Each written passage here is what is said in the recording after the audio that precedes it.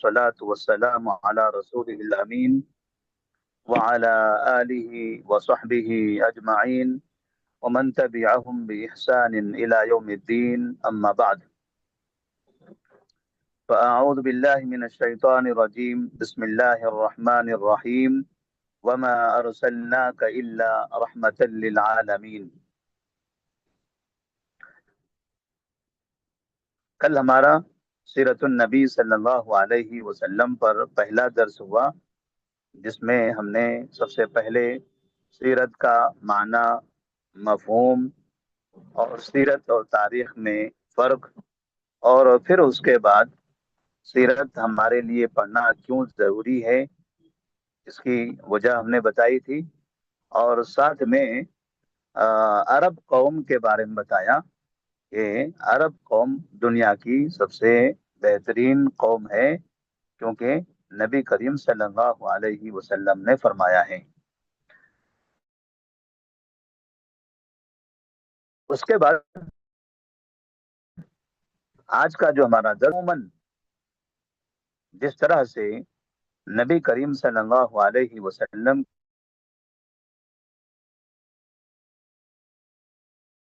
کا کہ مکہ مکرمہ میں ایسی برائیاں تھی اور اس طرح کے وہاں پر منکرات ہوا کرتے تھے، اور اس قوم میں ویسی برائیوں کے زمانے میں اور ایسے برے لوگوں کے درمیان میں نبی کریم صلی اللہ علیہ وسلم پیدا ہوئے مکہ مکرمہ میں۔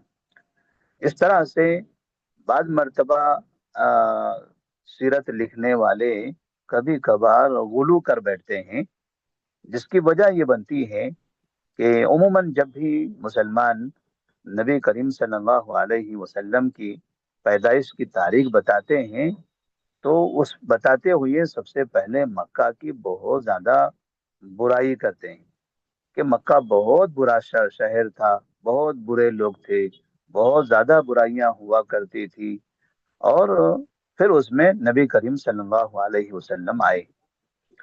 تو ہم تاریخی جو واقعات ہیں، واقعات کی روشنی میں آج ہم یہ پڑھنا چاہیں گے کہ مکہ مکرمہ کا ایک وہ چہرہ جو عموماً بیان کیا جاتا ہے، اور ایک دوسرا چہرہ جو حقیقت ہے، جو تاریخ میں لکھا گیا ہے لیکن اس کا ذکر نہیں کیا جاتا۔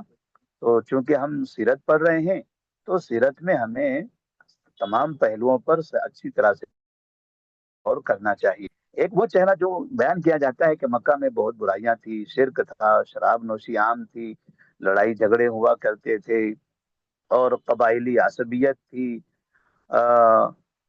یہ اس طرح کی تو ہم نے جانا ہے، اور ہم جانتے بھی ہیں، سنتے بھی ہیں، اور اس طرح کی باتیں وہ حقیقت پر مبنی بھی ہیں۔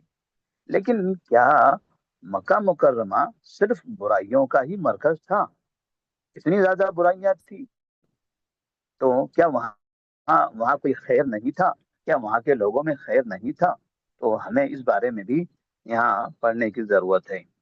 تو سب سے پہلی چیز ہم نے عنوان بنایا ہے، سیرت میں کبھی عرب کی غلط تصویر کشی، کہ کبھی کبھار غلط تصویر کشی کی جاتی ہے۔ تو ایک درمیانی راہ ہم بتاتے ہیں کہ مکہ مکرمہ میں جہاں برائیاں تھی وہی مکہ مکرمہ میں بہت زیادہ خیر بھی تھا۔ اب اس میں سے پہلی چیز ہے قتل و غارت گری۔ قتل غارت گری یعنی قتل کرنا، ایک انسان دوسرے انسان کا قتل کرے، ایک قبیلہ دوسرے قبیلے سے جنگ کر کے ان کا قتل کرے، خاندان سے لڑ کر ان کا قتل کرے، یہ چیزیں وہاں معروف تھی۔ لیکن کیا قتل اتنا زیادہ آسان تھا کہ قتل کوئی بھی کسی کو بھی کر سکتا تھا؟ اگر ایسا ہم سمجھتے ہیں تو یہ غلط ہے، کیونکہ مکہ مکرمہ میں بھی قتل اتنا آسان نہیں تھا۔ زمانے جاہلیت کے لوگ تھے، کافر تھے، بتوں کی پوجا کرتے تھے، مشرک تھے، لیکن ان کے درمیان انسانی جانوں کو لے کر ایک بہترین نظام تھا، اور وہ نظام تھا قصاص کا۔ وہ نظام تھا قصاص کا وہ نظام جو اسلام نے بھی باقی رکھا۔ اسلام نے قرآن مجید کے اندر فرمایا وَلَكُمْ فِي الْقِصَاصِ حَيَاتٌ يَا أُولِي الْأَلْبَابِ، قصاص میں تمہارے لیے زندگی ہے عقل مندو، اگر تم واقعی سمجھ جاؤ تو آپ کو سمجھ میں آئے گا کہ قصاص جہاں ہوگا، قصاص کا نظام ہوگا، وہ معاشرہ محفوظ رہے گا۔ تو مکہ مکرمہ میں بھی قصاص کا نظام تھا، باقاعدہ کفار کسی کے قتل پر یا تو دیت دیتے تھے، دیت 100 اونٹ، ایک آدمی کا قتل کیا جاتا تو مقتول کے وارثین کو 100 اونٹ دیے جاتے تھے، یہ زمانے جاہلیت کی بات ہے۔ اسی طرح سے قتل کے بدلے میں قتل بھی کیا جاتا تھا، یہ بھی زمانے جاہلیت کی بات ہے۔ تو دیت اور قصاص کا سسٹم بھی مکہ مکرمہ میں موجود تھا۔ اسی لیے ہم نے ایک مثال بھی یہاں پر لکھی ہے کہ جب نبی کریم صلی اللہ علیہ وسلم کو مکہ مکرمہ والوں نے قتل کرنا چاہا کہ رات کی تاریکی میں آپ کے گھر کا محاصرہ کریں گے اور ایک ساتھ آپ پر حملہ کر کے قتل کر دیں گے، تو مکہ مکرمہ والوں نے باقاعدہ الگ الگ قبیلے کے بڑے بڑے ماہرین کو چنا تھا۔ کیوں الگ الگ قبیلے کے ماہرین کو چنا؟ ایک ہی شخص جا کر قتل کیوں نہیں کر سکتا تھا، یا 2-3 لوگ مل کر کیوں نہیں کر سکتے تھے؟ الگ الگ قبائل کے لوگوں کا انتخاب کیوں کیا گیا؟ وہ اس وجہ سے کہ ایک تو نبی، اگر نبی کو قتل کر دیا گیا تو نبی کا خاندان یہ الگ الگ قبائل کے لوگوں سے اتنے قبائل کا مقابلہ نہیں کر سکتا۔ دوسرا، جب نبی کو قتل کر دیا جائے گا تو یہ لوگ ہم سے ہمارا مقابلہ نہیں کر سکیں گے، اور ہم بدلے میں ان کو دیت دے دیں گے، قتل کے بدلے میں ہم دیت دے دیں گے، اور جب الگ الگ قبائل والوں نے قتل کیا ہوگا تو دیت بھی تقسیم ہو جائے گی، دینے والے زیادہ ہوں، یہاں کسی پر بوجھ نہیں ہوگا۔ تو باقاعدہ اس وقت میں بھی انہوں نے دیت کے بارے میں سوچا تھا کہ قتل تو کرنا چاہتے تھے لیکن ساتھ میں انہوں نے پہلے سے ہی دیت کا انتظام کر لیا تھا۔ اس کا مطلب یہ ہے کہ جب ہم کہتے ہیں کہ مکہ میں قتل ہوتا تھا، خریزی ہوتی تھی، تو یہ سمجھنا چاہیے کہ یہ برائی تھی ضرور، لیکن اتنی آسان نہیں تھی کہ کوئی بھی کسی کا قتل کرے، ورنہ اسے 100 اونٹ دیت میں دینے پڑتے تھے، یا پھر قتل کے بدلے قتل ہونے کے لیے تیار ہونا پڑتا تھا۔ دوسری چیز، بت پرستی۔ بت پرستی عام تھی مکہ مکرمہ کے اندر، یہ ہم نے سنا ہے کہ مکہ مکرمہ بت پرستی کا مرکز تھا۔ اس میں کوئی شک نہیں ہے کہ مکہ مکرمہ توحید کا مرکز تھا۔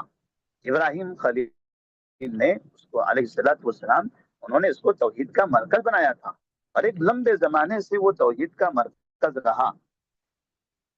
جب دنیا کے ملکوں میں الگ الگ خطوں میں شرک ہوا کرتا تھا تو اس زمانے میں بھی مکہ میں توحید تھی۔ ملک شام، ملک عراق اور مصر، ملک فارس، حبشہ، یہ جتنے علاقے ہیں، جب یہاں لوگ مشرک تھے، بتوں کی پوجا کرتے تھے، اس زمانے میں بھی مکہ مکرمہ میں توحید تھی۔ مکہ مکرمہ کے لوگ، وہاں کے عرب باشندے باقاعدہ توحید پرست تھے، لیکن بعد میں عمرو بن لحی الخزاعی جب یہ ملک شام کا سفر کرتا ہے اور وہاں سے ایک بت لے کر آتا ہے جس بت کا نام ہوبل تھا، وہ بت لا کر کعبے میں رکھتا ہے، اور پھر اس کے بعد یہاں سے باقاعدہ بت پرستی کی شروعات ہوتی ہے۔ ایک بت سے دوسرا، دوسرے سے تیسرا، تیسرے سے چوتھا، ایسے کرتے کرتے پھر تقریباً 360 بت کعبے میں رکھے گئے۔ عمرو بن لحی الخزاعی نے بت کہاں سے لایا؟ ملک شام سے۔ اس کا مطلب یہ ہوا کہ ملک شام میں پہلے سے بت تھے، مکہ میں نہیں تھا۔ عمرو بن لحی الخزاعی نے ملک شام کے بازاروں میں دیکھا کہ وہاں بت بیچے جا رہے ہیں، تو اس نے وہ مورتیاں، وہ مجسمے دیکھے تو اسے تعجب ہوا۔ اس نے پوچھا یہ کیا چیز ہے، یہ کیا چیز ہے؟ یعنی عرب کے، مکہ کے باشندے کو یہ بھی پتا نہیں تھا کہ یہ بت ہوتے کیا ہیں۔ اس نے ان سے پوچھا یہ کیا چیز ہے، تو وہاں کے لوگوں نے بتایا کہ یہ بت ہیں، یہ بت ہیں۔ اسے پوچھنا یہ کیا کام آتے ہیں، کیا کام ہے اس کا؟ عمر بن لحی پوچھتے ہیں اس کا کام کیا ہے؟ تو ان لوگوں نے کہا کہ جب بارش نہ ہو، اس کے سامنے بیٹھ کر بارش مانگو تو بارش ہو جاتی ہے. ہاں، اس طرح جب ضرورت ہو، بیماری ہو، اس کے سامنے بیٹھ کر بیماری کی شفا مانگو تو شفا ہو جاتی ہے. تو عمرو بن لحی الخزاعی اس زمانے میں مکے کا سردار تھا. مکے کے سردار کو یہ تک پتا نہیں تھا کہ بت کیا کام آتے ہیں، اور یہ بتوں کو دیکھ کر اسے یہ بھی نہیں پتا چلا کہ یہ بت ہے یا کیا چیز ہے، اور اس کا کام کیا ہوتا ہے، جبکہ ملک شام کے بازاروں میں بت بیچے جا رہے تھے. اس کا مطلب جب مکہ میں توحید تھی، اس زمانے میں ملک شام وغیرہ کے جو علاقے تھے وہ بتوں کے بازار تھے. بعد میں مکہ مکرمہ کے اندر بت پرستی آئی. تو بت پرستی دنیا کا سب سے بڑا مرکز تھا، ایسا نہیں ہے. دنیا اس سے پہلے ہی بت پرستی میں ملوث ہو چکی تھی. اس کے علاوہ قرآن مجید میں مکے کی تاریخ بتاتا ہے. تو مکے کے باشندوں کے بارے میں قرآن مجید نے ایک بات کا ذکر کیا ہے کہ مکہ کے لوگ گرچہ بتوں کی پوجا کرتے تھے، لیکن جب پریشانی میں آتے تھے تو اللہ تبارک و تعالیٰ سے مانگتے تھے. فَإِذَا رَكِبُوا فِي الْفُلْكِ دَعَوُا اللَّهَ مُخْلِصِينَ لَهُ الدِّينَ فَلَمَّا نَجَّاهُمْ إِلَى الْبَرِّ إِذَا هُمْ يُشْرِكُونَ. مطلب یہ ہے کہ جب یہ لوگ کشتی میں سوار ہوتے اور کشتی سمندر میں ڈگمگانے لگتی، انہیں پتا چلتا کہ ہم مرنے والے ہیں، ڈوبنے والے ہیں، تب وہ اللہ کو پکارتے تھے، اللہ سے دعا مانگتے تھے کہ اللہ ہمیں بچا لے اور اس کشتی کو ڈوبنے سے محفوظ رکھ لے. وہاں اللہ سے مانگتے تھے. اور جب سمندر سے وہ باہر نکل جاتے تھے، خطرہ ٹل جاتا تھا، تب وہ شرک کرتے تھے. اس سے ایک بات تو یہ ظاہر ہوتی ہے کہ مکہ جہاں بت پرستی ہوتی تھی، وہیں مکہ والوں کے دل میں ابھی بھی توحید کا ایک شائبہ موجود تھا. وہ پریشانی میں کم سے کم اللہ کو مانتے تھے، جبکہ دوسرے علاقوں میں پریشانی میں بھی وہ اللہ کو چھوڑ کر دوسروں سے مانگا کرتے تھے. اسی طرح سے ظلم و بربریت مکہ میں ظلم ہے. مکہ میں ظلم ہوتا تھا. مکہ میں قبائل آپس میں لڑتے تھے، ایک دوسرے کا خون کرتے تھے. یہ چیزیں ہم نے سنی ہیں. لیکن ساتھ میں آپ کو یمن کے اس تاجر کا واقعہ بھی معلوم ہونا چاہیے کہ یمن کے تاجر زبیدی نے جب مکہ کا سفر کیا اور یہاں اپنی دکان لگائی، تجارت کی یہاں سے، تو یہاں عاص بن وائل سہمی نامی مکے کا ایک باشندہ زبیدی سے سامان خریدتا ہے. سامان خریدنے کے بعد اسے پیسہ نہیں دیتا، کیونکہ عاص بن وائل سہمی مکے کا باشندہ ہے اور زبیدی یمن کا باشندہ ہے، وہ باہر سے آیا ہوا ہے. لہذا اس نے سمجھا کہ میں تو یہاں کا ہوں، یہ باہر کا مسافر ہے، میں اس سے سامان لے لوں گا، اس کو پیسہ نہیں دوں گا تو یہ میرا کیا کر لے گا، اس کا یہاں کون ہے، میرا یہاں سب کچھ ہے. یہ سمجھ کر عاص بن وائل سہمی جو سرداروں میں سے تھا، بڑے لوگوں میں سے تھا، اس نے سامان لیا، پیسہ نہیں دیا. زبیدی نے اس کے بعد صفا پہاڑی پر کھڑے ہو کر یا صباحا کہہ کر آواز لگائی. مکہ کے لوگ یہ آواز سن کر جمع ہو جاتے تھے. نبی نے بھی اسی طرح سے آواز لگائی تھی صفا پہاڑی پر دعوت دینے کے لیے. تو زبیدی نے آواز لگائی، مکہ والے جمع ہو گئے. لوگوں نے پوچھا زبیدی سے کیا مسئلہ ہے، کیا ہو گیا آپ کو، کیوں آپ نے ہم کو جمع کیا ہے. انہوں نے کہا میں مظلوم ہوں، مجھ پر عاص بن وائل سہمی نے ظلم کیا ہے. کہا کیا کیا، کہا اس نے مجھ سے سامان لیا اور پیسہ نہیں دیا. میں مسافر ہوں، یمن سے آیا ہوں، میں کچھ کے اپنے گھر جاؤں گا، اپنے بھی بچوں کا پیٹ بھروں گا، اس نیت سے میں آپ کے شہر آیا تھا. لیکن اگر میرے ساتھ ایسا ہوا تو میں اپنے بھی بچوں کا پیٹ کیسے پال سکتا ہوں. یہ سننا تھا کہ مکہ کے سرداروں نے باقاعدہ ایک میٹنگ کی، میٹنگ کر کے عاص بن وائل سہمی کے خلاف ایک معاہدہ کر لیا کہ عاص بن وائل سہمی کو پکڑیں گے اور اس سے کہیں گے کہ زبیدی کا پیسہ دو، زبیدی کا پیسہ دو. عاص بن وائل سہمی مکے کا، ان کے خلاف میٹنگ کرنے والے باشندے مکہ کے، جس کے ساتھ انصاف کرنا چاہتے ہیں وہ آدمی یمن کا، باہر کے مسافر کے ساتھ انصاف کرنے والے یہ مکہ کے باشندے، مکہ کے سردار، جن کے بارے میں ہم پڑھتے ہیں جو شرابی تھے، جو بت پرستی کرتے تھے.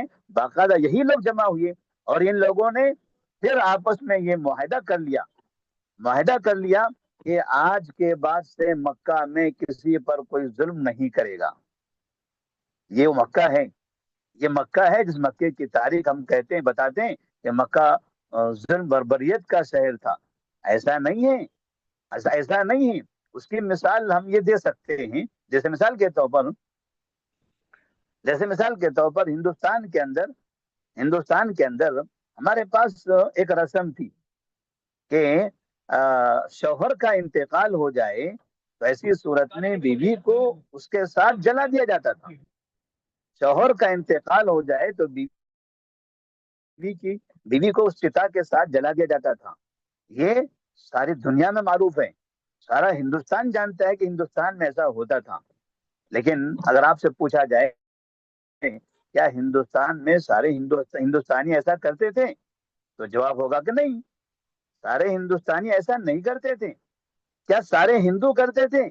جواب ہوگا کہ ایسا بھی نہیں ہے، سارے ہندو بھی نہیں کرتے تھے، 1% ہندو بھی نہیں کرتے تھے. وہ چند افراد تھے، چند لوگ تھے جنہوں نے ایسا کیا تھا، اور وہ لوگ ایسا کرتے تھے. اگر ایسا سارے ہندو کرتے رہتے تو آج ہر شوہر کے ساتھ ان کی بیویاں جلا دی جاتی.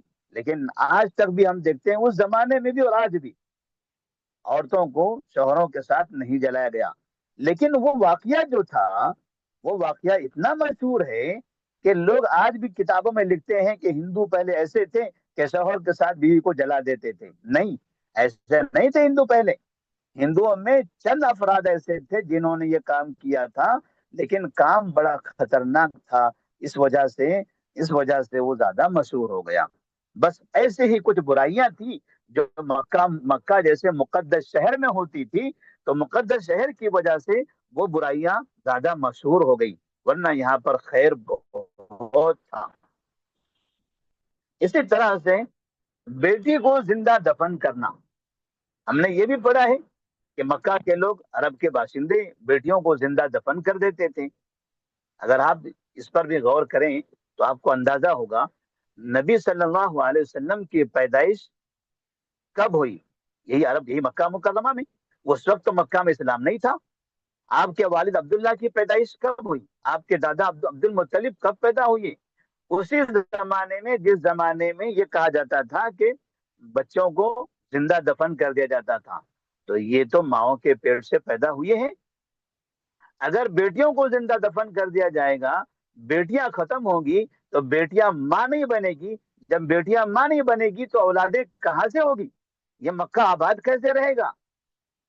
تو یہاں پر بھی مسئلہ یہی ہے. کچھ ایسے افراد تھے جو یہ حرکت کرتے تھے، ورنہ زیادہ تر لوگ، عموماً ایسا نہیں تھا. وہ شاذ و نادر ہی لوگ تھے جو اس طرح کی حرکت کیا کرتے تھے. لیکن چونکہ وہ کام بہت برا تھا، اس لیے وہ کام زیادہ مشہور ہو گیا. یہاں تک کہ قرآن مجید نے بھی اس کا ذکر کیا ہے، وَإِذَا الْمَوْءُودَةُ سُئِلَتْ بِأَيِّ ذَنبٍ قُتِلَتْ. جب زندہ دفن کی جانے والی بیٹی سے پوچھا جائے گا کل قیامت کے دن کہ اسے کس وجہ سے قتل کیا گیا. تو عرب کے چند افراد کی برائیوں میں سے ایک برائی یہ تھی، ورنہ سارے عرب کی برائی نہیں تھی، نہ سارے مکہ والوں کی یہ برائی تھی. ایسے ہی چوری اور ڈکیتی، چوری کرنا، ڈکیتی کرنا، یہ برائی بھی تھی. جیسے ہمارا ہندوستان ہے، ہندوستان میں کیا چوریاں نہیں ہوتی ہیں؟ کیا ہندوستان میں بیٹیوں کا قتل نہیں ہوتا ہے؟ کیا ہندوستان میں لوگ شراب نہیں پیتے ہیں؟ کیا ہندوستان میں لوگ ایک دوسرے کا قتل نہیں کرتے ہیں؟ لیکن کیا یہ کہا جائے گا کہ ہندوستان قتل غارت گری کا ملک ہے؟ کیا یہ کہا جائے گا کہ ہندوستان بیٹیوں کو قتل کرنے والا ملک ہے؟ کیا یہ کہا جائے گا کہ ہندوستان چور اور ڈکیتوں کا ملک ہے؟ نہیں، ایسا نہیں کہا جائے گا، کیونکہ یہ چند افراد ہیں جو اس طرح کی حرکت کرتے ہیں. ایسے ہی دھوکہ اور بےمانی کے بارے میں بھی باقاعدہ مشہور کیا جاتا ہے کہ عرب بہت دھوکے باز تھے، بڑی بےمانیاں کرتے تھے. جبکہ عرب زمانے جاہلیت میں بھی بڑی بڑی وفاداریوں کے کارنامے انجام دے چکے ہیں. ایسی وفاداریاں کہ جو دنیا کے اندر بے مثال ہیں، مثالی وفاداریاں. اور ان میں سے مطعم بن عدی کا واقعہ. نبی کریم صلی اللہ علیہ وسلم جب طائف سے واپس آ رہے تھے، مکہ مکرمہ میں داخل ہونا تھا. آپ سمجھ رہے تھے کہ میں تو مکہ سے نکلا تھا طائف کے لیے، طائف میں آیا تو اسلام کی دعوت کے لیے، وہاں کے لوگوں نے مجھے مارا، اب یہاں سے میں واپس اپنے شہر جانا چاہتا ہوں، لیکن شہر والوں کو پتا چل گیا ہے کہ میں شہر سے باہر دعوت کے لیے گیا تھا، اب جب واپس شہر میں داخل ہوں گا تو شہر والے میرے ساتھ بہت برا حشر کریں گے، اس لیے شہر میں داخل ہونے سے پہلے آپ نے چاہا کہ کسی کا سہارا لیا جائے، تو آپ مطعم بن عدی کے پاس پہنچے۔ مطعم بن عدی کافر ہیں، مکہ کے بڑے لوگوں میں سے ہیں، مطعم بن عدی ان مشرکین میں سے ہیں جو مشرکین اسلام کے خلاف تھے، لیکن مطعم بن عدی کے پاس جب نبی پہنچے ہیں اور نبی نے ان سے کہا، نبی صلی اللہ علیہ وسلم نے ان سے کہا کہ آپ مجھے پناہ دیجئے اور مجھے امن کے ساتھ، حفاظت کے ساتھ مجھے آپ مکہ میں داخل کیجئے،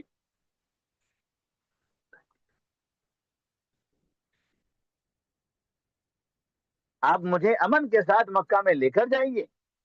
تو ایسی صورت میں مطعم بن عدی نبی کریم صلی اللہ علیہ وسلم کو مکہ مکرمہ میں ان کے گھر تک پہنچانے کے لیے باقاعدہ تلواروں سے لیس ہو کر اپنے بیٹوں کے ساتھ نبی کو بیچ میں رکھ کر کعبے کے پاس لے کر جاتے ہیں، اور کعبے کے پاس جب قریب پہنچے، مشرکین مکہ نے دیکھا نبی صلی اللہ علیہ وسلم آ رہے ہیں، دیکھ کر خون کھولنے لگا، وہ چاہتے تھے کہ نبی پر حملہ کریں، لیکن مطعم بن عدی سامنے آتا ہے اور وہ کہتا ہے خبردار، خبردار، اس آدمی نے مجھ سے میری پناہ لی ہے، میرے پناہ میں ہے، یہ میرے ذمے میں ہے، لہذا ان کا ذمہ دار میں ہوں، جب تک کہ میں ان کا ذمہ دار ہوں تب تک کہ کسی کی مجال نہیں آپ سامنے آ کر محمد پر حملہ کر سکے، اگر کسی نے ان پر حملہ کیا تو پھر میں اس کا خاتمہ کر دوں گا، وہ بھی کافر اور جن کا خاتمہ کرنے کی بات کر رہے تھے وہ بھی کافر۔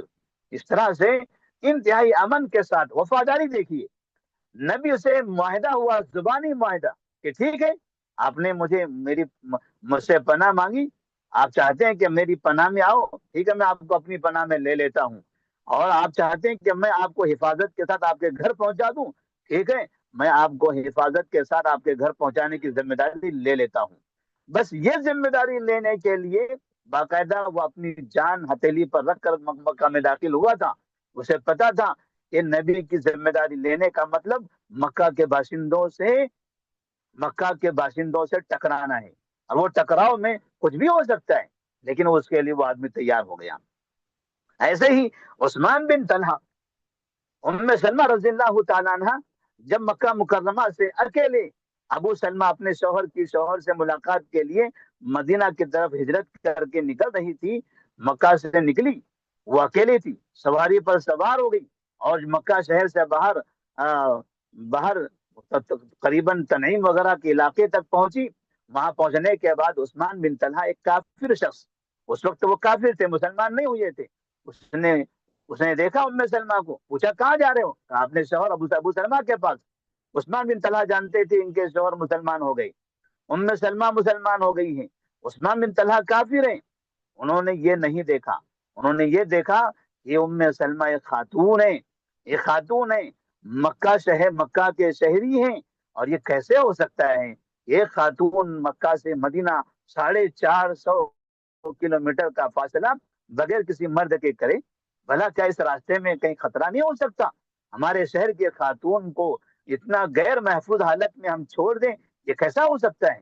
لہذا عثمان بن طلحہ، ام سلمہ رضی اللہ تعالیٰ عنہ کہتی ہیں عثمان بن طلحہ میرے ساتھ چلنے لگے، وہ اپنی سواری پر سوار تھے، میں اپنی سواری پر سوار تھی، کہتی ہیں کہ پورے راستے میں 450 کلومیٹر کا فاصلہ ایک دن میں طے نہیں ہوتا، یہ اس کو جانے کے لیے کئی دن لگے، یہ کئی دنوں کا سفر طے کرتے کرتے جب مدینہ پہنچی ہیں، وہ کہتی ہے عثمان بن طلحہ اتنے اچھے انسان کہ راستے میں ایک مرتبہ بھی انہوں نے میری طرف نگاہ اڑا کے نہیں دیکھا، اور جب کہیں کسی جگہ قیام کرنا ہوتا تھا وہ اپنی سواری سے اتر جاتے، میری سواری کے پاس آتے، اسے بٹھا دیتے، اور ایک طرف کھڑے ہو جاتے اور مجھ سے اشارہ کر کے کہتے کہ آپ اتر جائیے، جب میں اتر جاتی اس کے بعد میری سواری لیتے، کسی جگہ پر باندھ دیتے، وہ ایک دور کسی درخت کے نیچے آرام کرتے، میں کسی درخت کے نیچے دور آرام کرتی.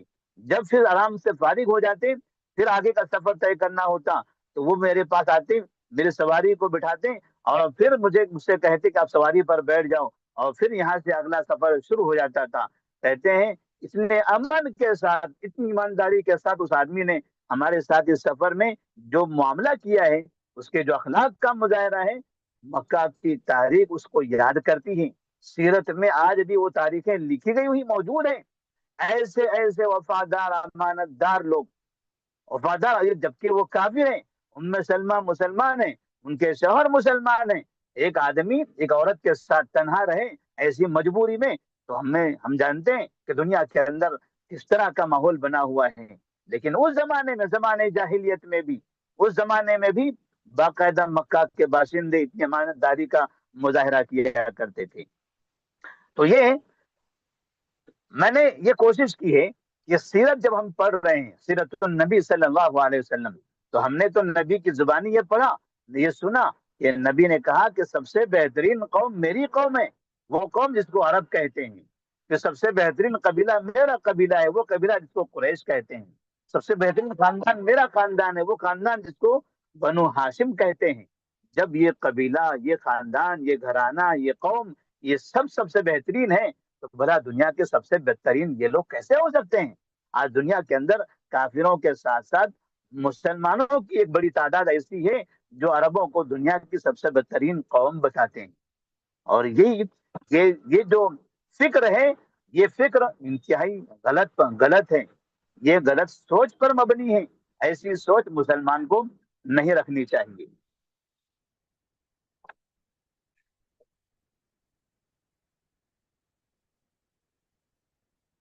تو آج کا درس ہم یہیں پر مکمل کرتے ہیں انشاءاللہ. آئندہ کے درس میں سیرت کی مشہور کتابوں کے نام، اور پھر اس کے بعد سیرت کا اگلا جو سلسلہ ہوگا نبی کریم صلی اللہ علیہ وسلم سے پہلے کا، انشاءاللہ آئندہ کے درس میں ہم بیان کریں گے. ابھی تک کے جو ہم نے موضوعات آپ کے سامنے ذکر کیے ہیں، وہ صرف تمہید کے طور پر، کیونکہ ہم سیرت پڑھ رہے ہیں تو سیرت سے پہلے سیرت کی کچھ تمہیدی باتیں بھی ہمارے ذہن میں ہونا چاہیے. اللہ سے دعا ہے کہ اللہ تبارک و تعالی ہم تمام کو سیرت پڑھنے، سمجھنے، اچھی طرح سے اس کا مطالعہ کرنے، اور نبی کریم صلی اللہ علیہ وسلم کی سیرت کو پڑھ کر آپ کے نقش قدم پر چلنے کی توفیق عطا فرمائے. السلام علیکم ورحمۃ اللہ وبرکاتہ.